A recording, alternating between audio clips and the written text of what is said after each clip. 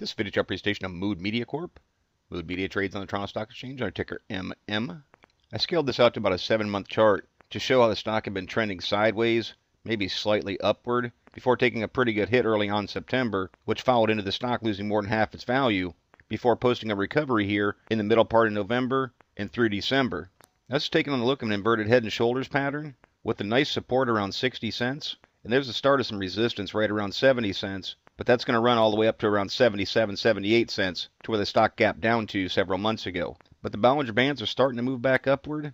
Stock's trading over top of the 50 and 200-day moving averages. And with those things happening, it's giving hints that some bullish pressure is building. So I'd be watching for this chart to potentially try and complete this pattern over the next few weeks and into the coming months.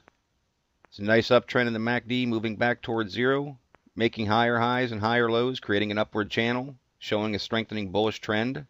Both components have even recently broken above zero. That's a key spot we'll want to see them hold. But worst case scenario, continue to hold this upward trend with the MACD making higher lows and higher highs. Slow Stow has been holding over top of 50 now for essentially a month, showing the chart is maintaining bullish momentum. It has fallen back down some, while the stock's been running sideways for the last 3 weeks. But we'll be looking for it to hold over top of 50 to show that the momentum is staying on the bullish side of things. It's a nice look to the money flow index, also holding the upper half of the indicator, showing that over 14 period increments, people are paying higher prices for the stock. RSI, also showing the same sort of thing, holding the upper half of the indicator. The RSI is probably the most commonly used gauge of momentum, and readings over 50 say that the bulls are overpowering the bears with regards to keeping momentum in the play. Now all that's fine and dandy, but it all comes down to the candles.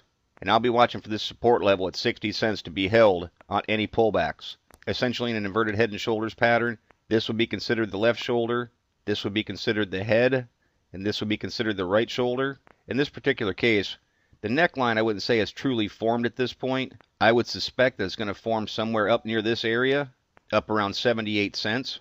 And we're not big on putting price targets. We don't want to try and mislead people. But in a typical head and shoulders pattern, the way it works is the target price is the distance from the neckline to the head, which in this case would be about 38 cents, should that neckline indeed form at that resistance point, which would happen to put a price target right back up near the resistance point where the stock initially gapped down.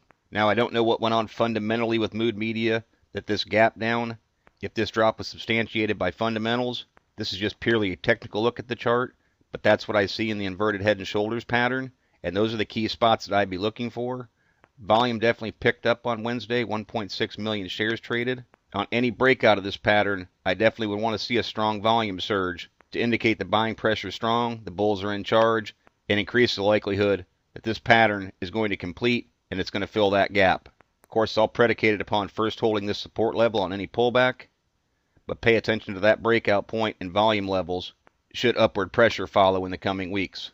Those are the type of things that I'll be looking for in the MM chart. But as always, merely my interpretation. I'm not a financial consultant. Strongly encourage you to do your own proper due diligence. Consult with a qualified financial advisor before making any investment decisions. Past performance is not a guarantee of future results.